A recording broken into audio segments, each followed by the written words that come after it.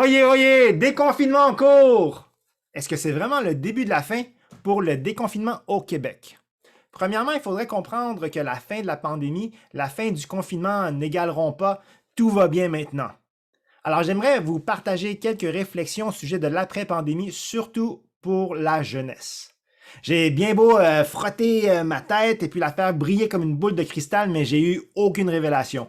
Alors j'ai dû faire des lectures, j'ai dû faire des recherches pour pouvoir approfondir mes connaissances, pour pouvoir faire des bonnes réflexions que j'aimerais vous partager au sujet de cette après-pandémie pour la jeunesse. Premièrement, j'ai lu un livre de Nicolas Christakis, un médecin et chercheur américain qui se spécialise sur les déterminants du comportement. Et dans son livre, il décrit deux phases de l'après-pandémie. Premièrement, il va y avoir une phase intermédiaire. Ça, c'est une période qui couvre quelques années après avoir complété la vaccination de la quasi-totalité de la population ou l'immunité collective. C'est une période de choc et d'ajustement à tous les niveaux, que ce soit social, spirituel, relationnel, organisationnel, économique, psychologique, médical, j'en passe. Après cette période intermédiaire de choc, il va y avoir une période post-pandémique. Et puis ça, c'est une période qui couvre plusieurs années encore, quand on a finalement retourné à un nouveau normal. Alors, à quoi s'attendre durant cette période intermédiaire? Économiquement, plusieurs de nos églises, vous avez utilisé canadadon.org pour faire vos offrandes. Alors, ce site-là, il recense qu'en 2020, au mois de décembre, il y avait à peu près 63 000 Canadiens qui ont perdu leur emploi. Et plus de 40% de ces personnes étaient des jeunes gens âgés entre 15 et 24 ans. Alors, ce que ça veut dire pour nous, c'est qu'on peut s'attendre à ce que nos ados, nos jeunes adultes, ils vont se ruer, si ce n'est pas déjà commencé, à des jobs à temps partiel ou des jobs d'été qui pourraient entrer en conflit avec les activités de l'Église et de la jeunesse. Ça arrive en temps normal, ça va arriver probablement encore plus dans cette période intermédiaire. Ça veut aussi dire que nos jeunes adultes, notre bassin de relève peut se trouver une job dans une autre ville et puis possiblement quitter notre église comme ça du jour au lendemain. En éducation, on n'a pas besoin de le dire, on a vu, il y a des gros changements qui vont bouleverser le système d'éducation en septembre quand ils vont retourner à l'école. Alors, il va falloir suivre ça de très près. En santé mentale, malgré qu'il y a une baisse de suicide en 2020 qui a été recensée par le Centre des dépendances canadiennes, on peut voir que les effets de la santé mentale sont encore à venir. Le docteur Jamoul, qui est un pédiatre de médecine à l'adolescence à Sainte-Justine à Montréal, explique que dans des expériences d'épidémie antérieures, l'anxiété par exemple, peut perdurer chez certaines personnes encore plusieurs mois après les épisodes infectieux. Donc, la sortie de la pandémie n'égale pas « OK, on règle toutes les affaires côté santé mentale ». Non, ça va durer. Alors, il faut prévoir ça, il faut y penser, il faut le reconnaître. Du côté de la vie sociale, la vie communautaire, on peut s'attendre à ce qu'il va y avoir probablement un excès de recherche d'expériences collectives aux dépens de moments de solitude. Je pense que la pendule, si on peut utiliser cette illustration, ça va swinger d'un bord complètement, où ce que les gens vont vraiment aller dans les extrêmes pour trouver, rechercher des expériences collectives. Le pasteur théologien Dietrich Bonhoeffer a écrit que après une période de silence, on rencontre les autres de manière différente. Alors, on était ici en solitude, en isolation, et puis là, la pendule va aller vraiment quasiment un peu trop loin du côté collectif, communautaire. Alors, on a probablement déjà commencé à voir ça dans différentes régions du Québec, où ce qu'on voit une forte croissance d'activités collectives, mais il faudra avoir la sagesse pour savoir quand il faut retourner dans un cycle solitude, collectivité plus équilibré. Et puis, il faudra éviter un abus, un empoisonnement par excès de collectivité. Pour la vie d'église, j'ai 3 choses à vous partager. Premièrement, il faut se préparer à de voir votre groupe jeunesse, vos leaders jeunesse et puis votre jeunesse en général fragilisée. Certains ne reviendront peut-être pas. Pour les églises avec beaucoup de familles et de jeunes, certains des membres de ces deux catégories ne seront probablement pas régulièrement physiquement de retour de sitôt dans les églises. Et puis cette situation-là, ça va élargir le gap générationnel qui était déjà là dans les églises. On prévoit ce gap générationnel ou grandissant ou vraiment amplifié à travers un sondage Barna Stadia qui a été fait durant cette pandémie au Canada. Je vous partage un infographique, je m'excuse, il est en anglais, mais les faits saillants sont ceux-ci. Seulement 41% des Gen Z, ça c'est ceux qui sont nés après 1996, 41% de ceux-là disent vouloir retourner à l'église quand la pandémie sera terminée. Ça veut dire qu'il y a genre 59% qui ne sont pas prêts de retourner à l'église comme elle était avant, juste en présentiel. Il y a seulement 42% des milléniaux, ça c'est ceux qui sont nés après 1980, qui disent préférer les cultes en personne. Et finalement, beaucoup de parents recherchent une église à formule hybride, ça veut dire des éléments en ligne et en présentiel. Alors, c'est tout un défi auquel les églises, avec beaucoup de familles et beaucoup de jeunes, devront s'attarder. Alors, quelles sont les réflexions qu'on peut faire? Carey Nieuwhof, un pasteur et auteur canadien très respecté dans le monde du leadership et puis du changement organisationnel dans l'Église, nous lance cette question. Est-ce qu'on va seulement penser à remplir les églises, les re-remplir, ou est-ce qu'on va penser à accomplir la mission?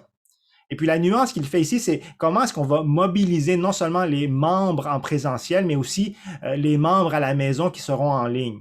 Comment est-ce qu'on va faire pour que ces membres en ligne à la maison pourront participer, pourront rejoindre ceux qui sont en présentiel dans la mission de Dieu pour l'Église? Une autre réflexion inspirée de Brett Ullman, lui c'est un éducateur, un ouvrier jeunesse chrétien canadien. Il nous demande comment est-ce qu'on va se préparer à une longue lutte en santé mentale et une possible ressurgence de suicide.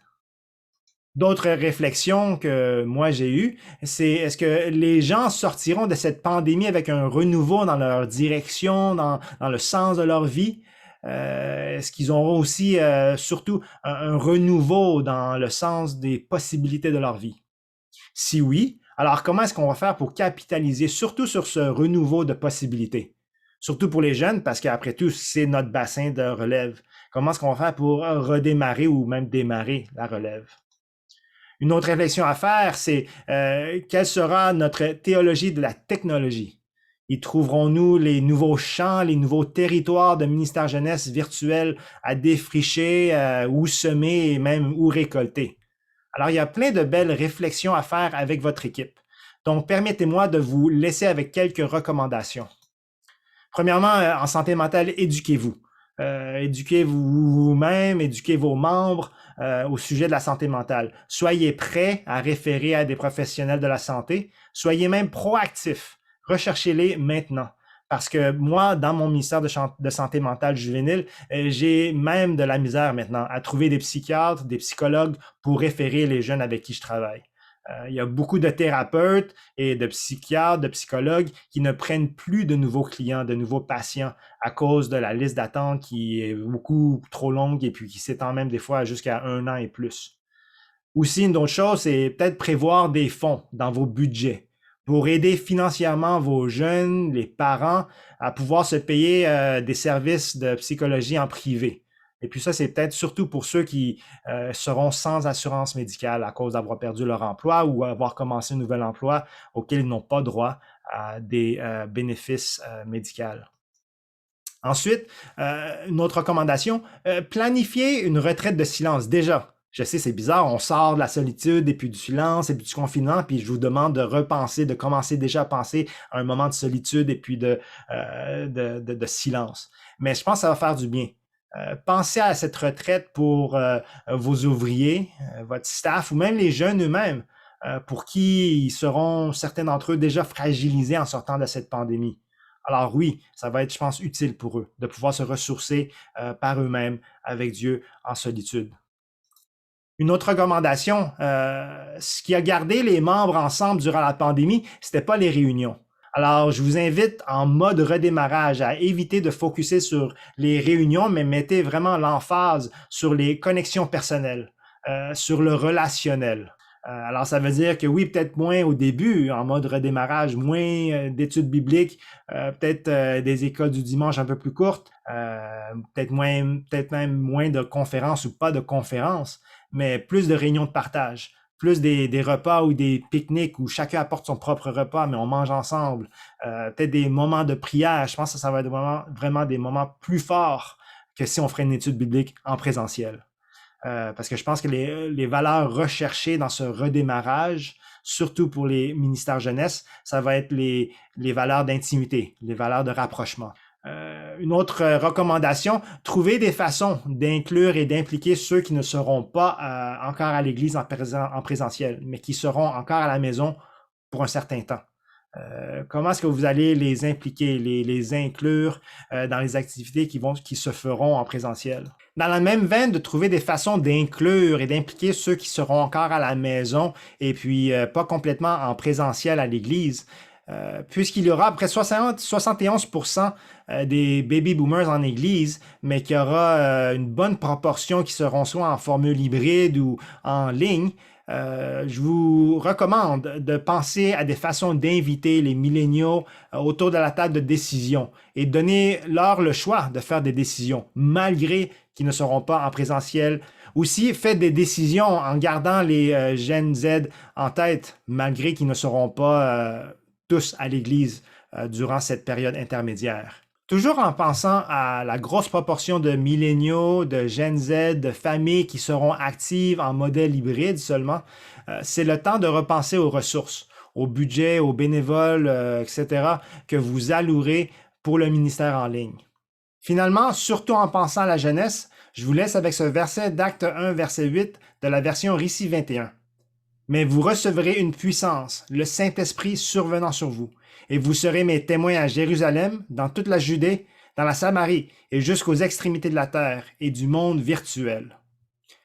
Effectivement, il y a raison de réfléchir à une théologie de la technologie. Comment est-ce qu'on va s'assurer de fréquenter les différents canaux virtuels pour en faire des canaux de grâce? En effet, à chaque fois qu'il y a une nouvelle technologie qui est apparue, on a pu l'utiliser positivement pour le ministère chrétien. On peut penser à la venue de la technologie comme la machine de presse et les reproductions de la Bible. On peut penser à la radio et puis tous les ministères qui ont été faits sur la radio. On peut penser à la venue de la vidéocaméra et puis les films classiques comme La vie de Jésus.